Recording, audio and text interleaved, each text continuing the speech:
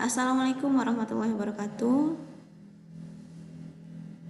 Waalaikumsalam warahmatullahi Waalaikumsalam warahmatullahi wabarakatuh. wabarakatuh. Ya, selamat siang Mbak Mas sekalian. Mungkin ini siang yang melelahkan, tetapi semoga tetap semangat ya perkuliahan hari ini.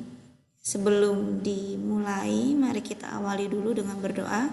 Menurut keyakinan masing-masing, dipersilahkan.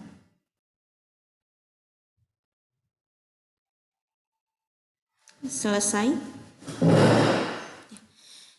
Hari ini kita akan kuliah apa? Fitokimia. Ya benar, Fitokimia 1 ya, sudah lihat jadwal. Jadi di Fitokimia 1 ini kita akan mempelajari senyawa fitokimia hasil dari metabolisme sekunder dari tanaman. Jadi mata kuliah ini ada prasyaratnya, yaitu mata kuliah farmakognosi yang sudah diambil di semester 1. Nah, di sini akan Ibu tampilkan dulu RPS dari mata kuliah fitokimia. Apa saja materi-materi yang akan kita bahas. Nah, akan Ibu tunjukkan dahulu.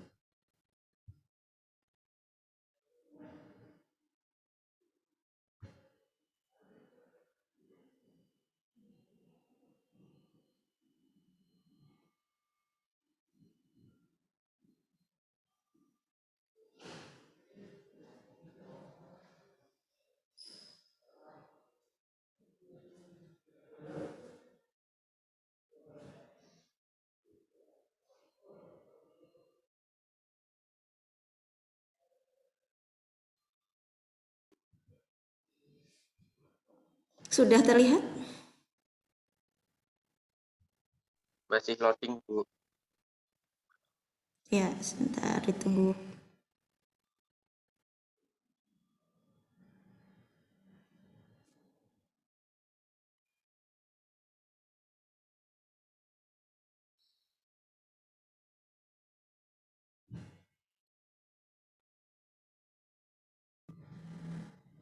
Sudah terlihat? Ya, sini lihat.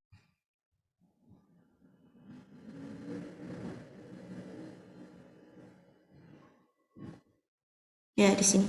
Jadi di mata kuliah fitokimia 1 kita akan ada 16 kali pertemuan, di mana pertemuan pertama dan sampai ke-15. Di pertemuan ke-16 akan dilaksanakan ujian akhir semester. Nah, di sini ada 5 bahan kajian, alkaloid, polifenol, flavonoid. Bahan yang kedua, nanti kita akan mempelajari sifat fisika kimianya. Kemudian ada jenis-jenis pelarut untuk ekstraksi senyawa fitokimia. Yang keempat, metode ekstraksi senyawa fitokimia. Dan yang terakhir, yang kelima, yaitu analisis kualitatif senyawa fitokimia dengan semester lalu di semester 2 sudah di tentang analisis kualitatif senyawa fitokimia dengan uji tabung. Di pertemuan mata kuliah farmakognosi juga sudah dibahas mengenai metabolit sekunder. Nah, Ibu mau tanya untuk review ya. Untuk metabolit sekunder, adakah yang masih ingat apa itu metabolit sekunder?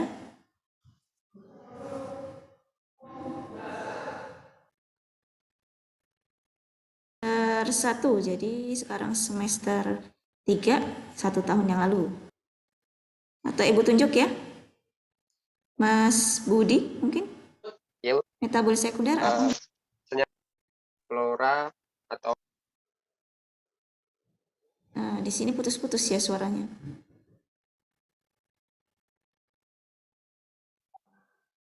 Bisa diulang Mas, metabolit sekunder apa itu? senyawa yang terkandung dalam tubuh mikroorganisme atau tumbuhan atau hewan Iya. atau makhluk hidupnya. Iya, jadi senyawa metabolit sekunder itu metabolit ya, hasil metabolisme dari tumbuhan, hewan atau mikroorganisme ya, yang nantinya bisa bermanfaat bagi manusia. Nah, kalau di tumbuhan metabolit sekunder itu digunakan untuk berbagai macam kebutuhan sekunder seperti misalkan mengusir serangga atau untuk menarik serangga supaya membantu penyerbukan atau melindungi dari sinar UV. Ya, bisa juga nanti untuk membantu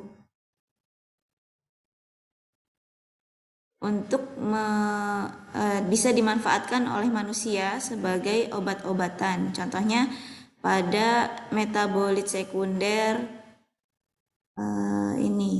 penisilin ya. Jadi penisilin itu salah satu metabolit sekunder hasil dari metabolisme mikroorganisme tertentu.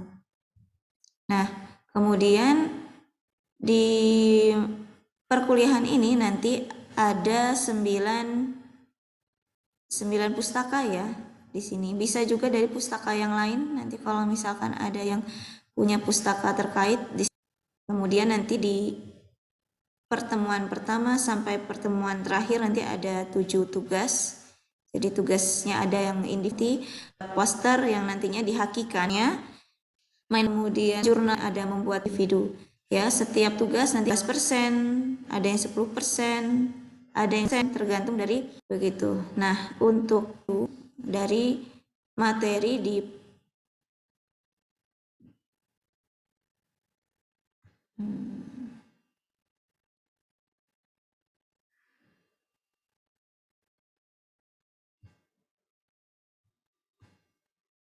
ya, ini adalah materi pertama ya tentang metabolit sekunder, biosintesisnya dan juga penggolongan senyawa fitokimia.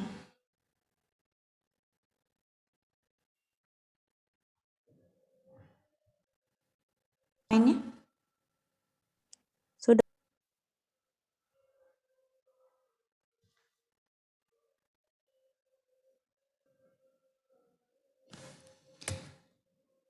Ya, metabolit primer dan sekunder. Untuk metabolit sekunder ini adalah hasil dari pengolahan lebih lanjut dari metabolit primer. Metabolit primer waktu itu kita pernah membahas. Metabolit primer itu adalah hasil dari metabolisme tumbuhan yang digunakan untuk pertumbuhan dan perkembangannya secara langsung ya. Jadi digunakan untuk pertumbuhannya supaya tambah besar, kemudian juga beranak pinak, yaitu metabolit primer. Kemudian untuk metabolit primer ini contohnya seperti minyak-minyak perminyakan ya, itu masuk ke lipida. Kemudian ada selulosa, itu contoh dari karbohidrat. Kemudian ada protein, contohnya tepung-tepungan. Nah, itu adalah metabolit primer dari tumbuhan. Kemudian metabolit sekunder itu dibuat dari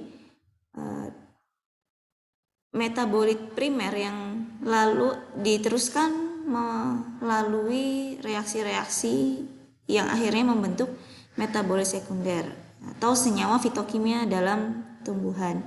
Nah, metabolit sekunder ini dimanfaatkan oleh tanaman untuk pertahanan diri, kemudian bisa juga sebagai atraktan polinator, kemudian juga proteksi. Ya. Juga memiliki aktivitas farmakologis yang bermanfaat bagi manusia, contohnya antibakteri, antioksidan, anti kanker, anti hipertensi, anti diabetes gitu. Kemudian perbedaannya antara metabolit primer dan sekunder, kalau primer itu esensial bagi tumbuhan, ya penting untuk pertumbuhan dan perkembangannya. Kemudian dihasilkan dari fotosintesis. Jadi kita ingat kalau fotosintesis itu menggunakan gula untuk menghasilkan gula ya dari karbon dioksida ya. Karbon dioksida kemudian terkena sinar matahari, kemudian di situ ada enzim-enzim, akhirnya terbentuk glukosa yang menjadi bahan untuk pembuatan metabolit sekunder nantinya. Kemudian juga digunakan untuk pertumbuhan dan perkembangannya, juga reproduksi. Ya, kemudian metabolit sekunder itu non esensial, bukan berarti tidak penting, tapi tetap masih digunakan untuk tujuan-tujuan tertentu. Kemudian metabol sekunder ini dibuat melalui beberapa jalur biosintesis. Ada asam asetat, asam mevalonat, asam malonat, dan juga asam sikimat. Jadi ada 4 jalur biosintesisnya. Kemudian fungsinya untuk pertahanan diri dan lain-lain. Kemudian bahan bakunya nanti asam amino. Ya, asam amino itu dari metabolit primer protein. Kemudian contohnya senyawa metabolit sekunder ini, senyawa fitokimianya adalah terpenoid, polifenol, flavonoid, dan tanin, contohnya polifenol ya. Kemudian ada alkaloid, steroid, dan saponin. Nah, ini tadi peran metabolit sekunder dalam tanaman. Ada juga sebagai hormon reproduksi ya. Kemudian ada agen transport metal atau contohnya tanaman hiperakumulator kayak seperti lidah mertua ya, itu yang dikenal orang-orang bisa mengurangi polusi udara. Nah, jadi polusi udaranya itu nanti diserap, kemudian nanti dimanfaatkan, ditangkap oleh senyawa fitokimia seperti flavonoid ya. Kemudian biosintesisnya ini tadi ya, ada asetil koenzima atau asam asetat jalur biosintesisnya, kemudian ada asam sikimat, lalu ada asam mevalonat, nanti jalur biosintesisnya adalah jalur biosintesis mevalonat, dan ada jalur biosintesis deoksiselulosa. Nah, ini ada asetil koenzim A, kemudian ada asam sikimat, asam mevalonat, dan ada 1-deoksiselulosa 5-fosfat adalah sebagai building block atau bahan pembuat dari metabolit sekunder.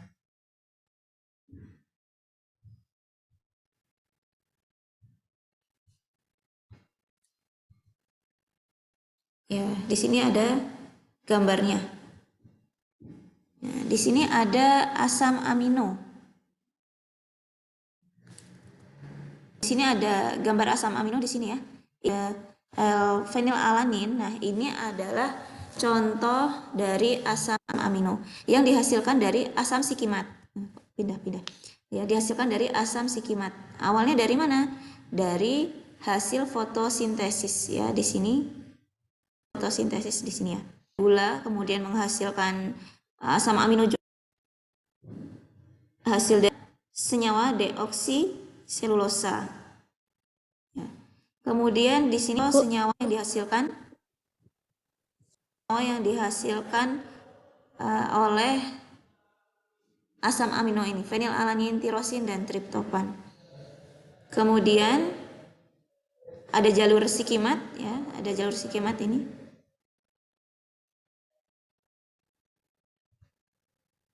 Nah, untuk biosintesis ini nanti ya, di sini ada jalur sikimat dari asam sikimat ya.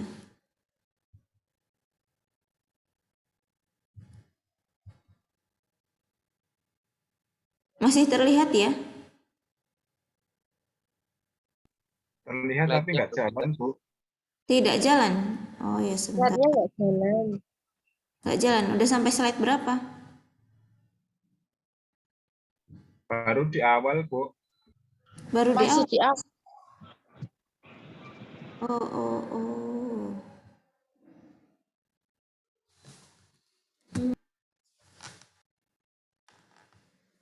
Ya. Ini kelihatan? Slide 8, Bu. Slide 8 ya. Sepertinya kalau di slideshow jadinya tidak kelihatan ya.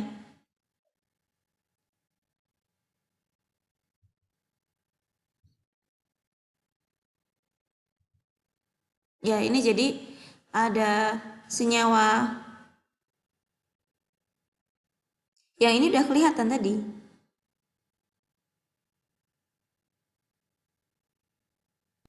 Baru kelihatan. Dari tadi slide 1, Bu. Oh, aduh. Nah,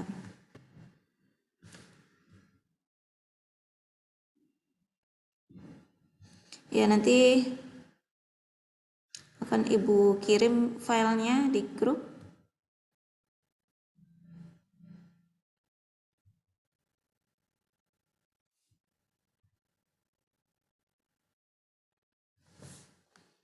Ya, untuk jalur biosintesis metabolit sekunder.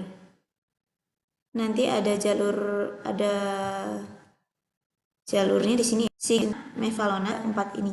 Tapi ada juga nanti yang membagi 4-nya agak berbeda di sini, mevalonat. Nah, untuk jalurnya seperti kemudian dan alkaloid, kemudian asam asetat malonat nanti dihasilkan senyawa fitokimianya fenol dan alkaloid. Kemudian asam mevalonat menghasilkan terpena, steroid, dan alkaloid.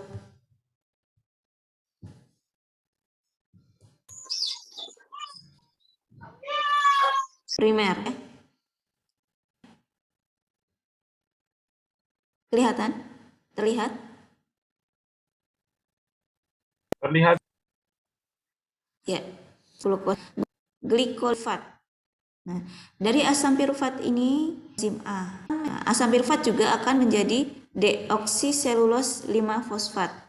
Hasil glikolisis ini akan menjadi pentosa fosfat, akan melalui siklus menghasilkan asam siklik. Ya, di sini ada asam aminofenilalanin, asam amino tirosin sama triptofan. Nah, asam amino inilah yang menjadi bahan baku untuk pembuatan asam amino. 3 asam amino ini. Jadi asam amino sebagai bahan baku itu nama lainnya adalah prekursor metabolit sekunder. Ya. Kemudian ada jalur sikimat. Jadi dari asam sikimat maka disebut dengan jalur sikimat. Kemudian ada di sini ringkasan sama ada aset jalur-jalurnya. Tapi ada asam asetat, mevalonat, malonat akan dijelaskan lagi oleh Ibu Nurul. Nah, kemudian kita masuk ke fitokimia. Nah, fitokimia itu apa sih? Jadi fitokimia itu adalah ilmu yang mempelajari senyawa kimia tanaman meliputi identifikasi dan pemurnian senyawa. Nah, senyawa kimia tanaman itu termasuk metabolit sekunder, tadi sudah dijelaskan ya. Kemudian sejarah fitokimia itu dulu awalnya adalah penemuan quinin dari kulit tanaman Cinchona, itu di abad ke-17. Tetapi pemanfaatannya sudah sejak abad 16. Jadi sudah dimanfaatkan di abad ke-16, tetapi penemuannya quinin itu baru di abad ke-17. Kemudian penemuan dan isolasi alkaloid morfin oleh Friedrich Wilhelm. Kemudian ada lagi penemuan senyawa lain seperti digitalis tahun 1785, kemudian pikrotoksin, urar, dan salisin. Ya, ini sudah lama dulu ya, tahun 1800-an ya. Kemudian ilmu apa saja yang terkait dengan fitokimia? Ya, kemarin ada botani farmasi ya, yang kaitannya dengan tumbuhan. Kemudian ada farmakognosis, ya, etnomedisin ini pengobatan dari yang digunakan pada etnik ya, akupunktur. Kemudian nanti ada yoga ya, itu nanti ada pengobatan alternatif yang menggunakan tanaman ya, nanti fitokimia terkait dengan itu. Ada di sini biologi tanaman ya, ada mikrobiota, ada banyak ilmu yang terkait dengan fitokimia. Kemudian ada peran fitokimia ya, ada sebagai penemuan obat baru, kemudian ada karakterisasi dan standarisasi senyawa dalam obat tradisional ya, misalkan suatu senyawa fitokimia di standarisasi ya. Kemudian ada uji toksisitas ya, kemudian memahami fisiologi jalur biosintesis dan metabolimik tanaman, identifikasi dan klasifikasi tanaman, bioteknologi, patologi tanaman, pengembangan biofungisida dan lainnya, kemudian bahan tambahan dan fitoremediasi. Nah, fitoremediasi ini tadi kaitannya dengan bioakumulator dari tumbuhan.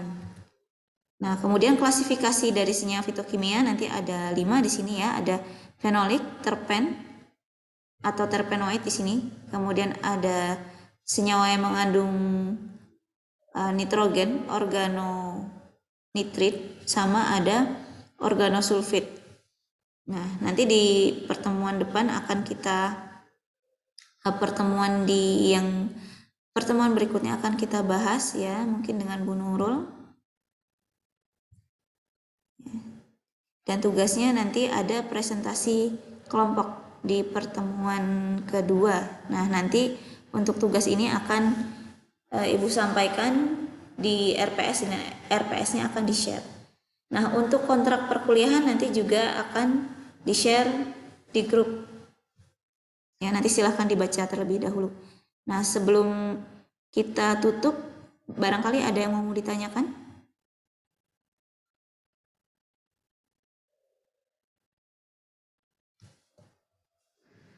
Terkait materi?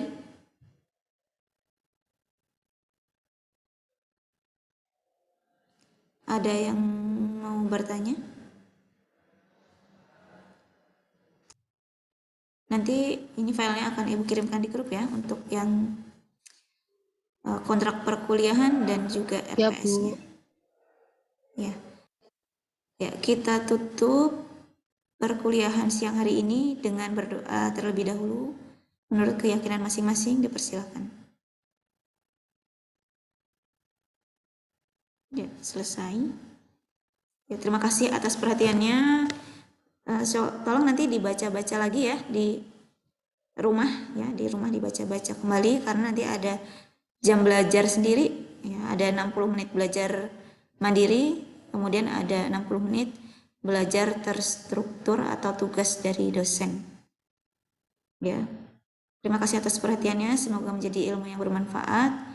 Waalaikumsalam warahmatullahi wabarakatuh. Terima kasih, Bu.